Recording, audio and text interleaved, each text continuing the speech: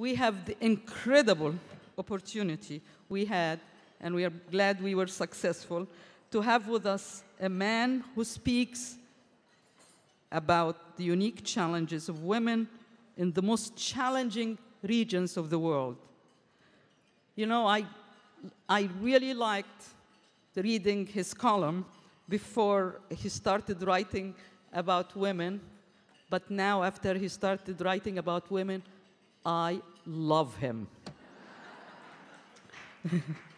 So it's my pleasure to introduce two-time Pulitzer Prize winner and New York Times columnist, Mr. Nicholas Kristof. Not yet. I want to say a couple of things about you, Mr. Kristof. He brings readers of his column and his books like Half the Sky, first-hand insights into the lives of women and men from around the world. His writing, his passion and advocacy illuminate issues of poverty, global health, and human rights. To me, one of the most amazing things about him is his wisdom in his writing and his voice. And I want to give you just a very quick example. I recently read an op-ed by him addressing the discrepancy about the authenticity of the book 3 Cups of Tea by Greg Mortenson and the physical management of Mr. Mortenson nonprofit. And I was very important that I read that and I really digested because he was our speaker last year at graduation. And for those of you who have not read that book, Mr. Greg Mortenson discusses his efforts to build schools in Pakistan and Afghanistan after a failed attempt to climb the world's second highest mountain, K2. In his recent op-ed, Mr. Kristof doesn't adopt the sensational tones that have filled up the media about Mr. Mortenson. He reminds us that there might be some things that need to be looked at, but we should never forget that every little effort that's made to educate girls has major impact on societies, and we shouldn't be throwing everything Mr. Mortenson have done just because of the few allegations. I was just really touched by that voice of wisdom and voice of reason, which really characterizes everything he writes. He's traveled to more than 140 countries, including multiple visits to hotspots such as Iraq, Iran, North Korea, and most recently, Somalia, looking at drought and maternal mortality rates. And he traveled to Egypt to also find out where the women are in Tahrir Square. He shares the stories of those he meets to inform and inspire all of us in his writing. I think that was a turning point when New York Times had a special column related to women. Today, we are absolutely thrilled to have him right here in New York, not somewhere else in the world, to share his observations, insights, and stories about women in urban areas. Let's put our forks down, our knives down, and give him a real warm welcome. Thank you so much. That was really nice. Thank you very much. Thank you very much. I'm really delighted to be here. I understand it's gone very well this morning. I'm just back from Somalia, and I'm sure everybody who has come here has said how happy they are to be here. Well, you know, considering that a couple of days ago I was in Somalia, headed to the airport, and my security car full of gunmen, their car broke down. So considering the alternatives, boy, I'm glad to be here.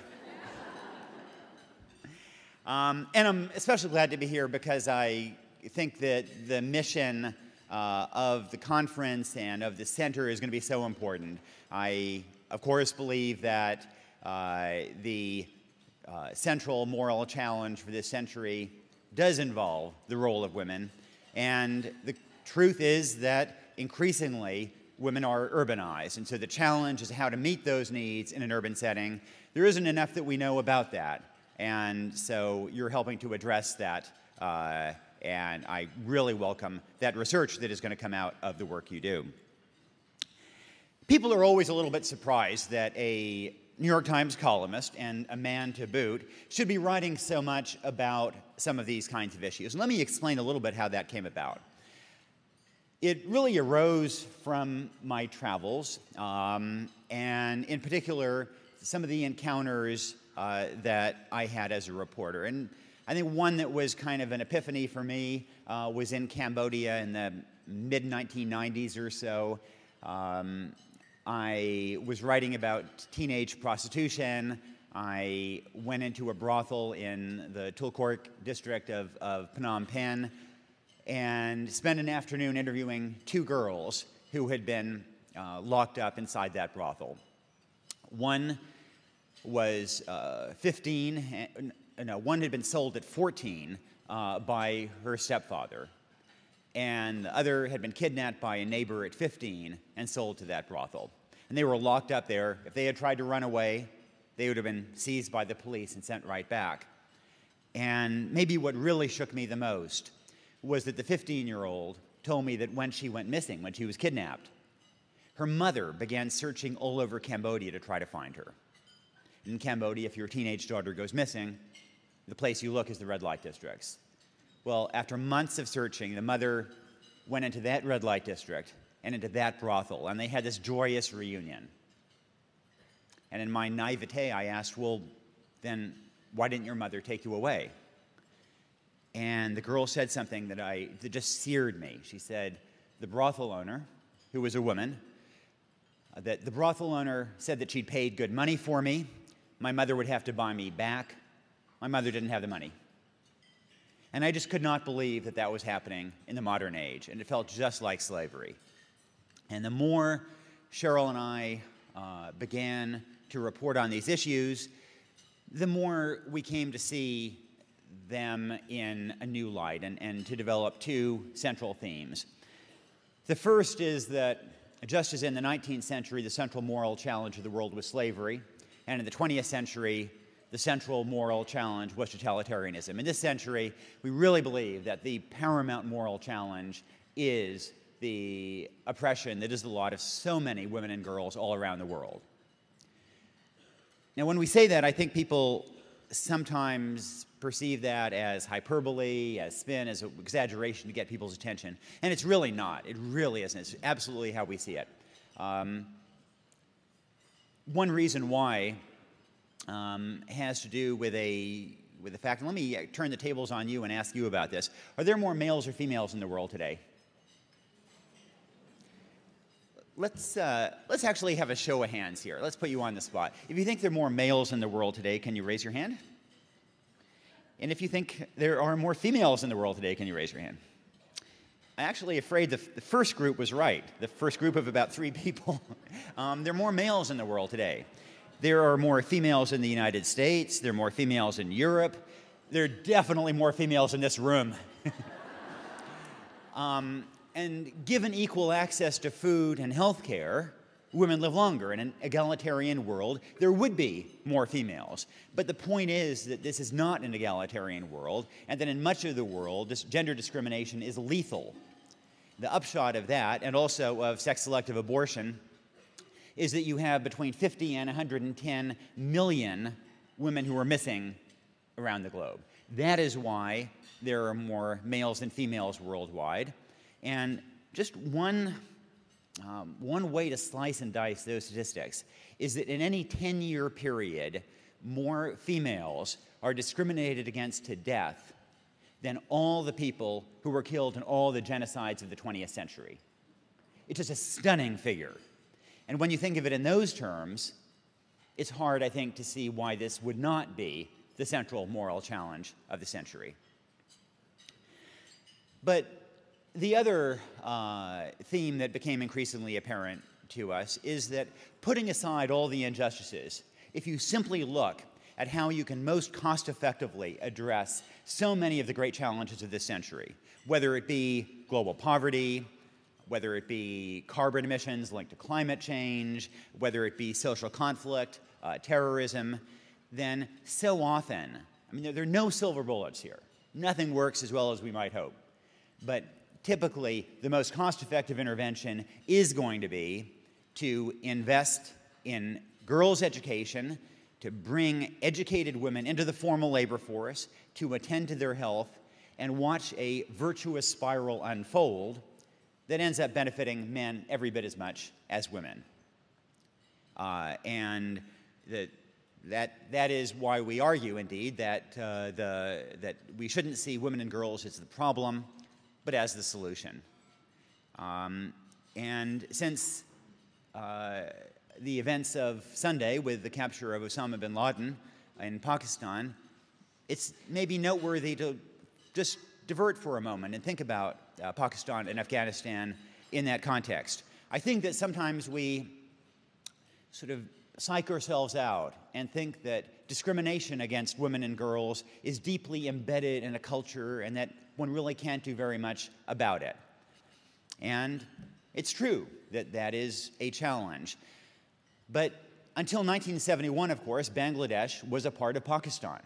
And when Bangladesh became independent in 1971, it had very little going for it. It was incredibly poor. It was famously described by Henry Kissinger as an international basket case.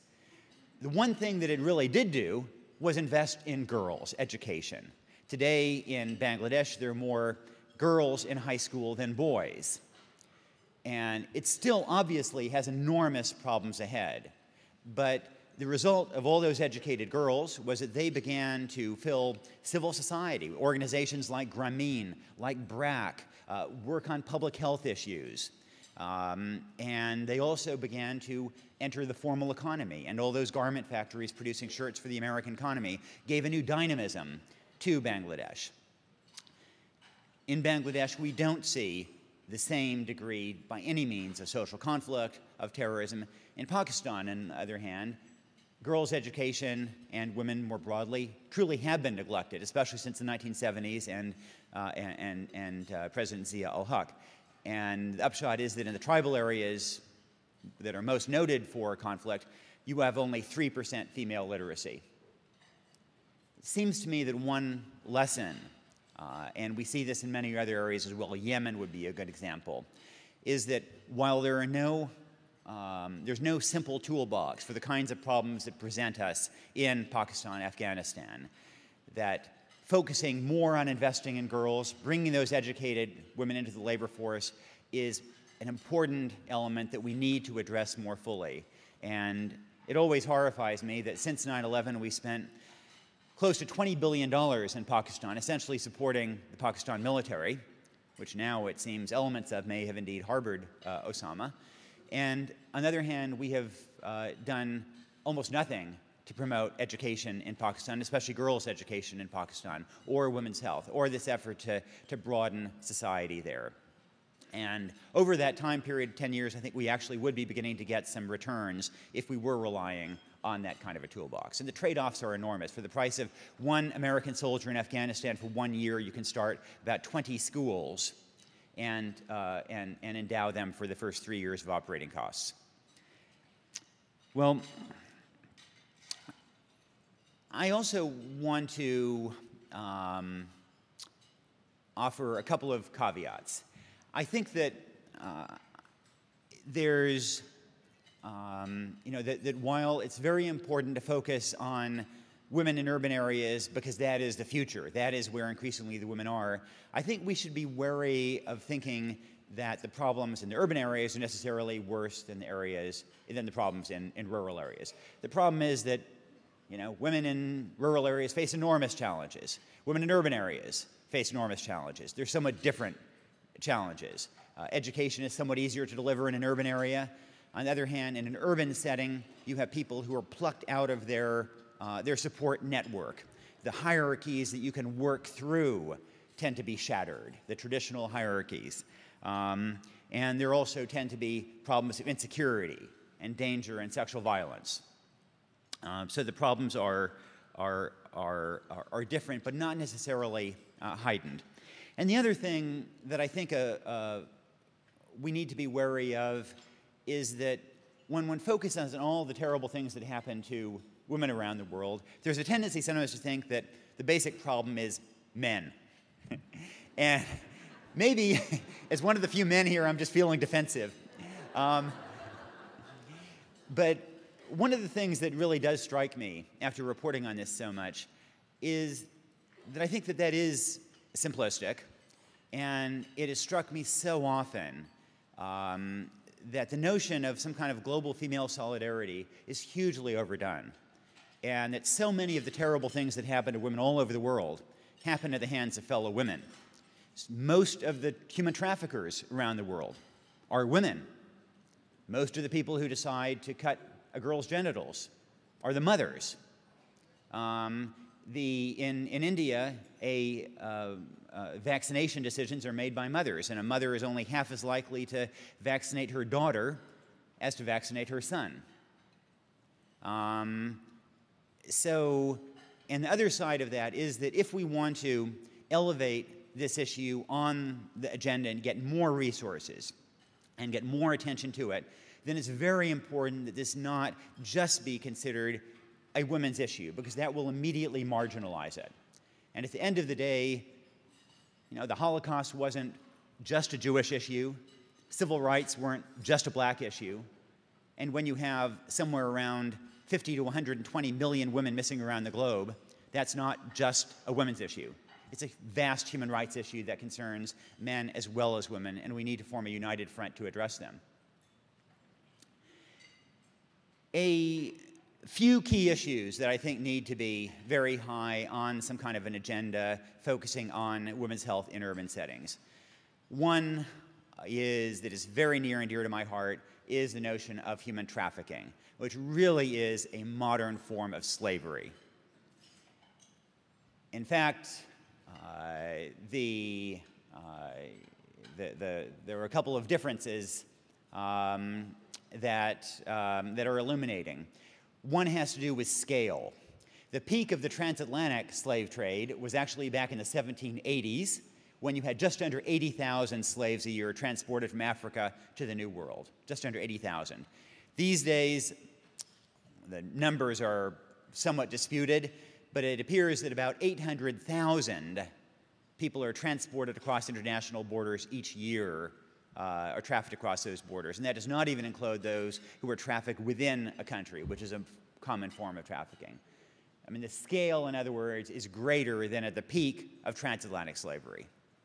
And another difference has to do with the value, if you will, the commercial value of somebody who has been trafficked. One thing that protected slaves in the early 19th century was that they were valuable to their owners, and the owners did not want them to die for that reason. In the 1840s, a healthy young slave was worth, in today's money, about $40,000 US.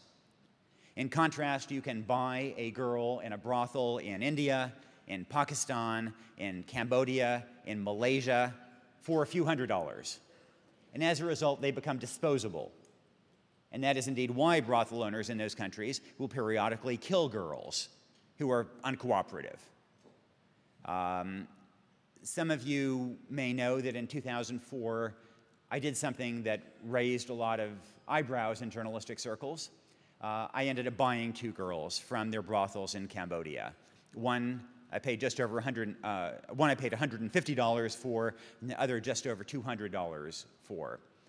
And the thing that maybe shook me the most was that I got receipts. When you get a receipt for buying a human being in the 21st century, that really should be a disgrace on this age.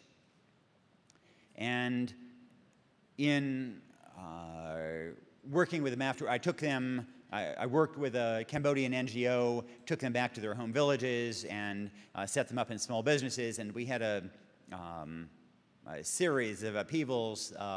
One tended to work out, one was resettled quite well. The other one ended up, a few days later, running back to the brothel. She turned out to be addicted to methamphetamines, and she got her meth from the brothel. And we tried a couple more times to get her out. Each time, she desperately wanted to start a new life, but she also had this incredible craving for meth, and she couldn't get over it. And so I thought that this was hopeless, that she was going to end up dying in that brothel.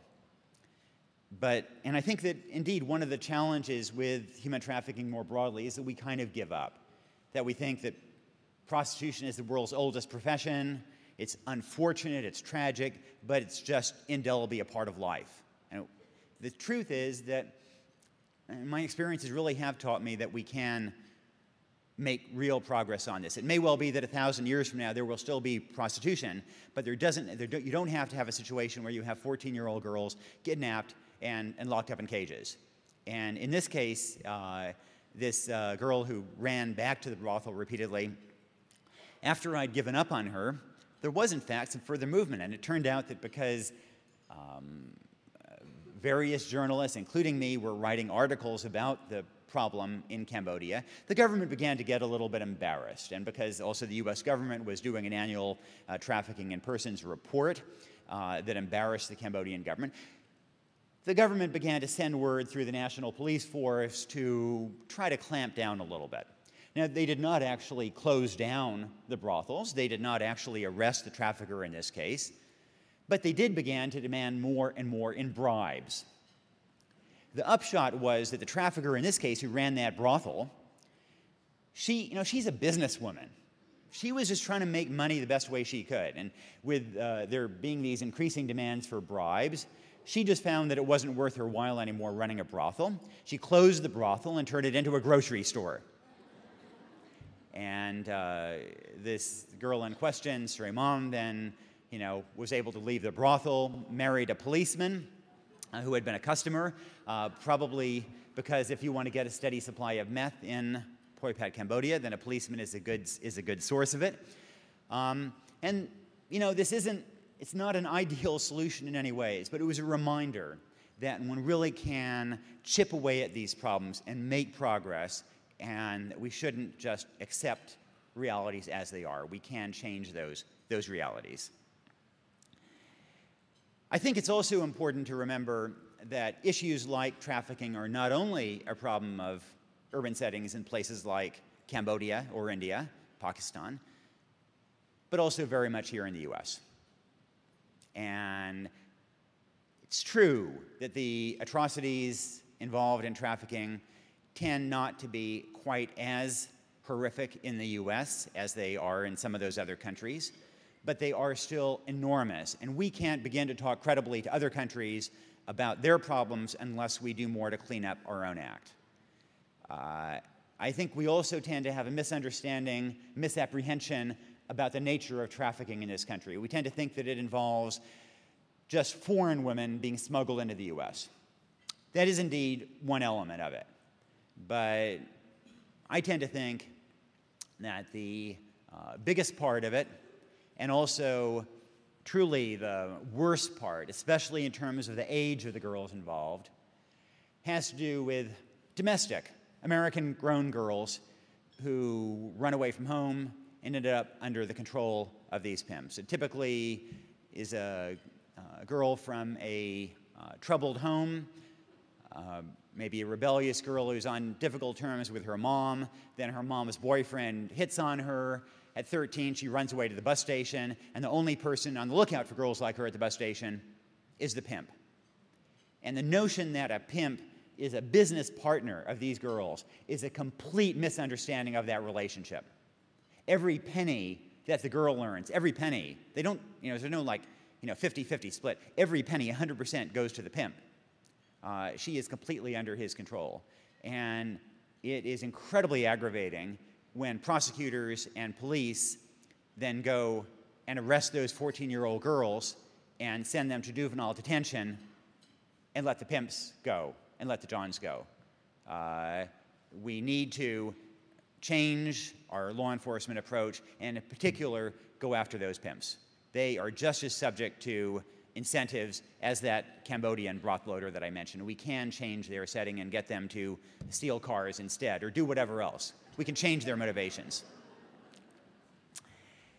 Well, another issue that I think has to be really high on the global agenda as we look at women's health in cities is reproductive health generally. And this is one, frankly, that is to some degree in a budget crisis right now. It was one that I was reporting on last week in Somalia.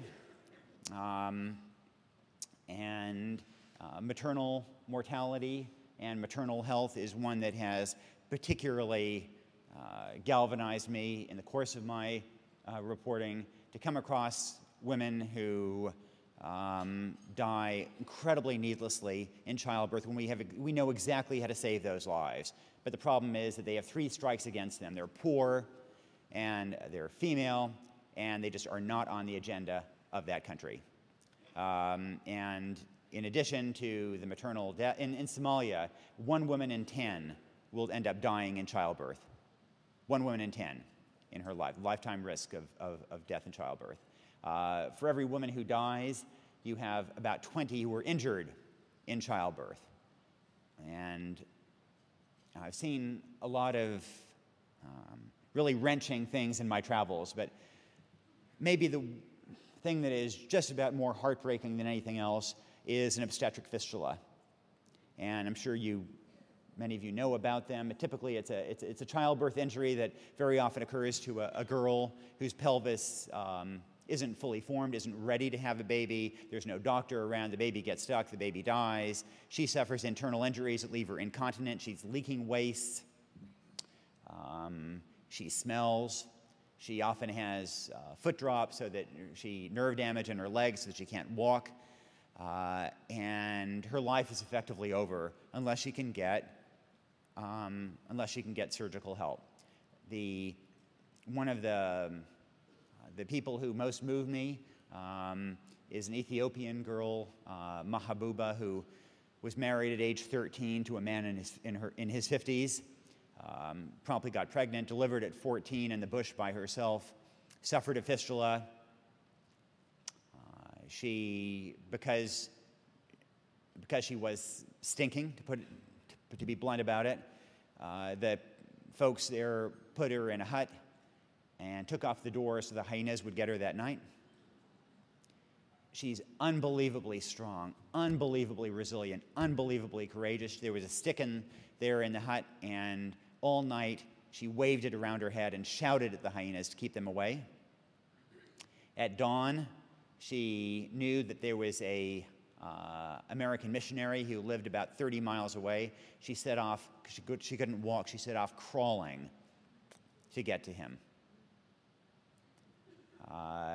Finally arrived half dead on his doorstep, and he could immediately tell from the smell that she had a fistula. I took her to the Addis Ababa Fistula Hospital in the capital of Ethiopia, and she got a $350 surgery that gave her life back.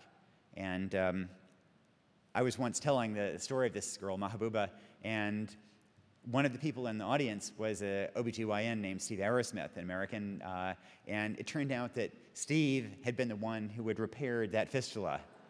And he remembered Mahabuba very well. And the aftermath of it was that when she was recovering from that operation, she was in the hospital, so the staff asked her to sort of help out with odds and ends, and they realized she was incredibly bright. And they asked her to help out more and more, and she's now a nurse at that hospital.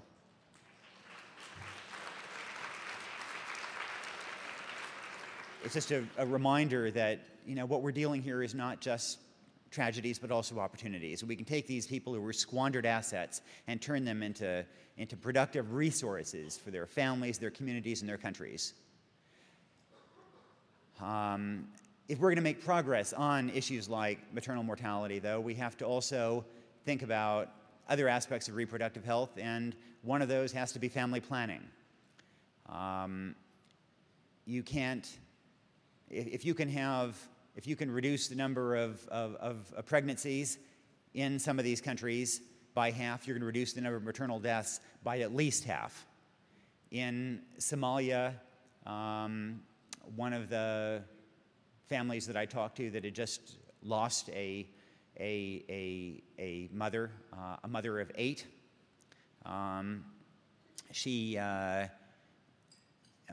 there had been no family planning anywhere around. It was completely unavailable. And the nurse at the local health post said that if she had condoms, if she had injectables, then at least some people would use them, would take them. but there was absolutely nothing available. And use of modern contraceptives there is about 1%. We can do an awful lot better, and it was so discouraging to see support for international family planning assistance slashed in the latest budget compromise after another effort to reduce it to zero.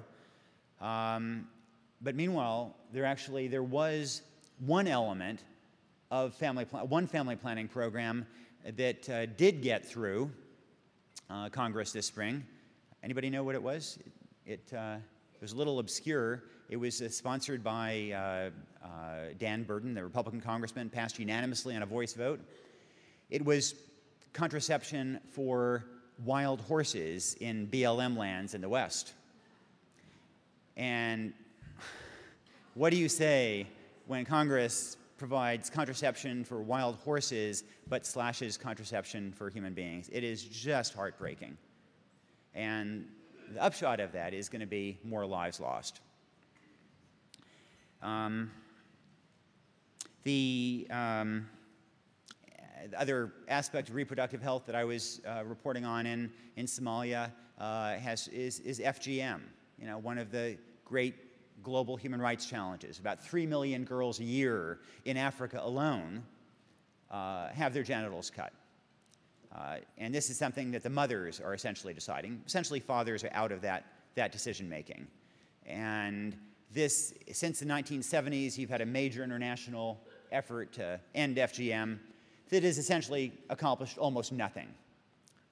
In the country of Guinea, which I visited recently, FGM is now punishable by life imprisonment, and yet 99% of girls are still cut. In Somalia, what was kind of heartbreaking was the discovery that people have found that because there are campaigns against the kind of cutting that goes on in Somalia, it's called infibulation. It's the most extreme kind. Because that campaign has gotten nowhere, that they have essentially changed their strategy, and now they're urging parents, mothers, to go ahead and continue to cut their daughters, but to use a milder form of FGM, because that will save lives, both from infections at the time and much later from childbirth. And I mean, frankly, it makes sense. They made a convincing case that they're going to save more lives if they do that. But of course, it's not a very cheery, exciting message from an NGO that, boy, we're convincing mothers to cut their daughters in a less brutal way. But it's a harsh reality that is out there. There are a couple of ways in which we sometimes psych ourselves out from this. And of course, for Cheryl and me, and for this conference, the aim isn't just to inform, it's really to galvanize people, to get people involved. One of the things that I found exciting in talking to people about how things are going was how excited people were to go out and do something, not just feel enlightened. And you know, that really is the test of whether this event is going to be a success, not whether you feel more educated, whether you go and do something. And you've had a lot of ideas that you've heard earlier. We started a website called halftheskymovement.org that lists a bunch of great organizations. In the back of Half the Sky, we list some great organizations as well that are doing really good work. But there are a couple of ways in which we psych ourselves out, I think. And one is the question of, does it make a difference? And I fear, actually, that the latest uproar over Greg Mortensen is going to add to those kinds of doubts. And the truth is that, you know, those doubts are legitimate. And I sometimes think that humanitarian organizations overpromise how easy it is to bring about change. The truth is, it's harder to help people than it looks. And I think it is worth acknowledging that. Anybody who has traveled around the developing world has seen a lot of projects that have not gone as planned. Right now, we're seeing in Andhra Pradesh in India something of a backlash against microfinance. And I think part of it was that the success of microfinance brought in more players, including the for-profit players who weren't as good. But I also think that some of that is because people in this space if you really believe in something, then it becomes very easy to, especially when you're fundraising, to exaggerate how easy it is to make an impact. And it's hard. The real problem is with corruption. In Chad, there was a study of money that was intended for rural health clinics, and for every dollar that was allocated, only 3 cents actually reached those clinics. These are real problems. But I guess my response to that is that while those problems are real, anybody who has traveled in the developing world has also seen extraordinary examples of programs that have had an amazing impact. And I think we're getting better at figuring out what kinds of interventions work. And that's one reason why the research that is going to come out of your work is so important, because there have been real strides and better research, and the latest sort of exciting development in research has been randomized controlled experiments where it's the equivalent of double-blind experiments with pharmaceuticals, but you assign different areas randomly to a control group and an intervention group, and you see what works. And some of the lessons have been really fascinating. For example, to get more kids in school, it turns out that the most cost-effective way of doing that costs only $3 to get 1 more year of schooling, is something we would never think of. You know what it is? Deworming. We don't think of deworming because none of us have worms. Most kids in much of the developing world have intestinal worms. And this is a particular problem for girls, because after they begin menstruating, they're already anemic, they're more likely to be anemic, and those intestinal worms will add to that anemia. They're going to be weaker, they're going to be sicker, they're going to be more likely to miss school. And you can deworm a child with 1 pill of albendazole. It's a simple medicine. It'll deworm a child for about a year. It costs about 20 cents. And it has a very, very dramatic effect on school attendance. So we're getting smarter about what kinds of interventions work. And that is really making a difference. And I guess the other thing I would say about making a difference is that I think in the past, we sometimes thought that the way of making a difference is solving a problem, and we sometimes aim to change international architecture and develop new covenants, pass laws. That approach hasn't always worked really well. Increasingly, I've been a believer in the approach that seems to be gaining more traction now, which is, while still pushing for top-down efforts, also do bottom-up efforts. Start a school, start a clinic, start a deworming initiative somewhere. And it may not solve the global problem, but if you can deworm the kids in a particular school, in a particular refugee camp, then whether or not it solves the global problem, for those kids, it may well be transformational. And the story there that, it's so hokey that I'm embarrassed to say it, but it's the Hawaiian parable of the starfish that have washed up on the sea. Do you know this? A boy is walking along the seashore in Hawaii, and the starfish have washed up, and he's throwing the starfish back. And a man comes up and says, "What are you doing? There are millions of starfish. You can't make a difference." And the boy just reaches down and pulls up another one, throws it back in the sea, and says, "Well, sure made a difference to that one." And that's truly exactly what anybody can do for just stunningly small amounts of money. The final way in which we psych ourselves out, I guess, has to do with the question of why should I care? And maybe especially at a time of economic difficulties, we're feeling the pinch. We tend to look after our own needs, and it becomes easier to tune out those of other people, whether at home or abroad. And I guess part of the answer to why should I care is that if you've actually encountered some of these people, if you've actually encountered a girl who's dropped out of school for one of $10 in annual fees, then you don't ask that question. If you've met a girl in a brothel who's locked up there and is going to die of AIDS, you don't ask that question. But the other answer to that is that one of the things we're learning is that while our efforts to help other people frankly have a somewhat mixed record, they have an almost perfect record of helping ourselves.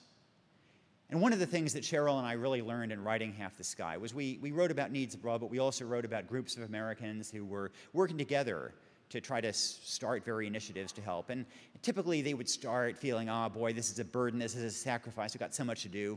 But when they got more engaged, and especially when it went beyond writing checks to actually doing something, then they began to feel they were not only empowering people halfway around the world or on the wrong side of the tracks in their city, but truly empowering themselves. And it's also one of the lessons of neurology and social psychology over the last 15 years or so about what makes us happy. Answers are very complex, and actually some interesting work on this has been done at UPenn. But one of the answers to that question that seems to make a difference in our happiness level is connecting to some cause larger than ourselves. And that's what we're talking about today. And it also offers a new perspective on our own lives. Let me just leave you with the story of a friend of mine, a young American woman who was an aid worker in Sudan, in Darfur. I met her in Sudan. She was unbelievably tough there. She saw things that nobody should ever have to see. Worked with women in particular, and was unbelievably strong and courageous, never flinched. Then she came back over Christmas vacation here to the US. She's in her grandmother's backyard. She totally lost it. You know what it was? Her grandmother had set up a bird feeder in the backyard. My friend was there thinking about how she'd just come from a place where babies were being thrown onto bonfires because of the color of their skin and the tribe they belonged to. And she thought how she had the incredible good fortune to be born and grow up in a country where we take security pretty much for granted, where we have the wealth pretty much not only to feed and clothe and house ourselves, but to help wild birds get through the winter. And she just thought about that and her good luck and the responsibility that comes with it in a new way, and that's when she lost it. And in the same way, all of us here, the fact that we are here means that we truly have won the lottery of life. And the question becomes how one goes about discharging that responsibility. This cause, in one of its many, many manifestations, some element of it that appeals to you, and in the course of that, I think you will find yourself just a little bit happier, more fulfilled, gain a little bit of perspective, and help change the world just a little bit. Thank you very much for having me here.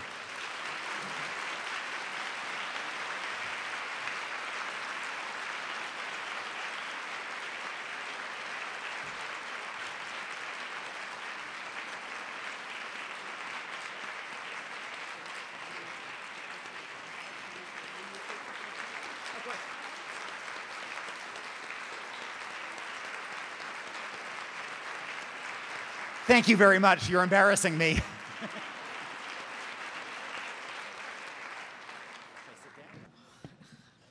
You're inspiring. You're inspiring in with your pen, and you're inspiring in person. And I think you are calling us to action here.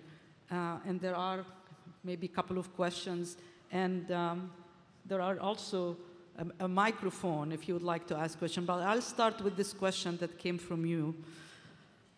We talked a lot about human trafficking, and you have done the same, Mr. Kristof.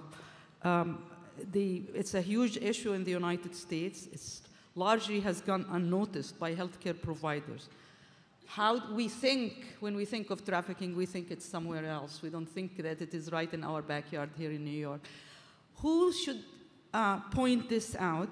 Who is best situated to locate and treat the victims? They are basically invisible in our healthcare system, and they are invisible in our city. This is a group here that has been really talking about action. What can we do?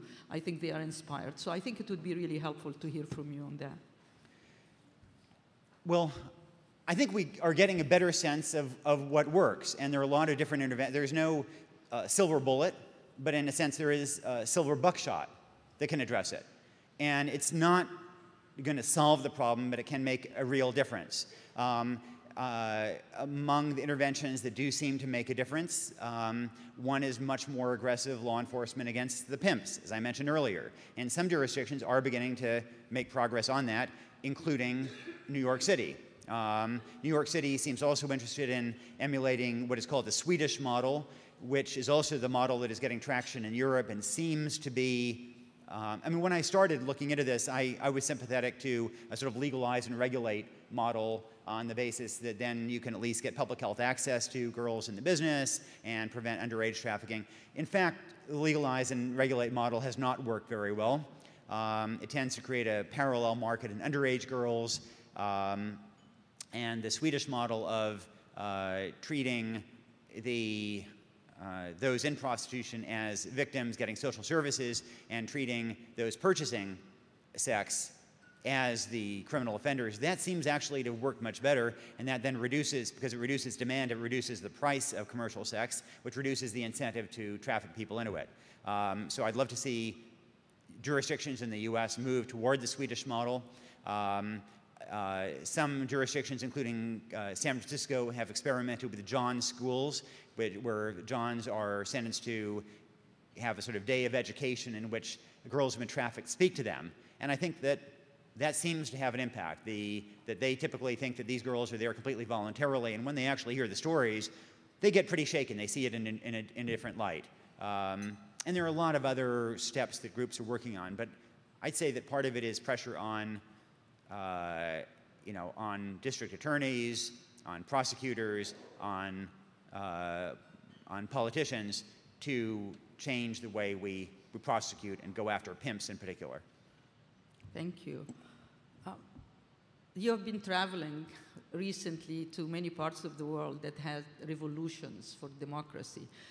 Could you talk a little bit about what's happening to women in those revolutions, and do you have any concerns about their voice? In the various Middle East revolutions, women, it seems to me, were actually more of a presence, I think, than most Americans believed. And part of it is that our view of what is happening tends to be framed by television imagery, and television images always end up focusing on rocks being thrown back and forth or people being clubbed. And it's true that the women were somewhat less involved in the rock throwing than the men, but they were out there on the streets. And whether it was in Cairo and Tahrir Square, whether it was in Bahrain, I remember in Bahrain seeing these just unbelievably brave women marching toward the police and soldiers who a day earlier had opened fire and killed some of these protesters. And those women marched down the street right toward them. I thought I was going to watch a massacre. They showed unbelievable courage. Now, where this goes, I don't know.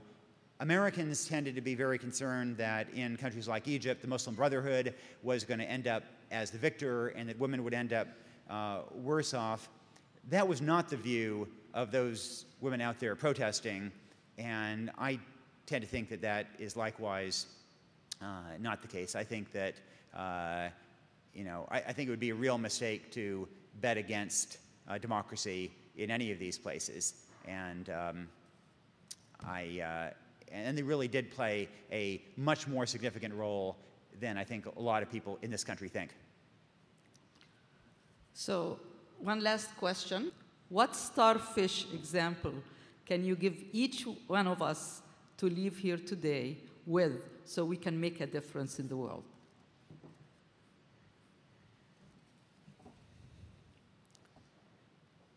There are so many interventions that that really matter, but I think maybe if I had to, if you really forced me to pick, I might pick education and girls' education as the single thing that affects so many dimensions of life, that it improves a girl's, when that girl is an adult, she is going to raise her own children better.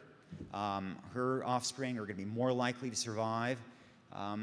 We tend to think of family planning and contraception, often in terms of injectables or the pill or whatever else. The most, in many ways, the most effective form of contraception is girls' education. You educate a boy, it has a modest effect on his family size. You educate a girl, it has a dramatic effect on the number of children she will have. It has an extraordinary effect. And it also means that she will generate more income if she's educated.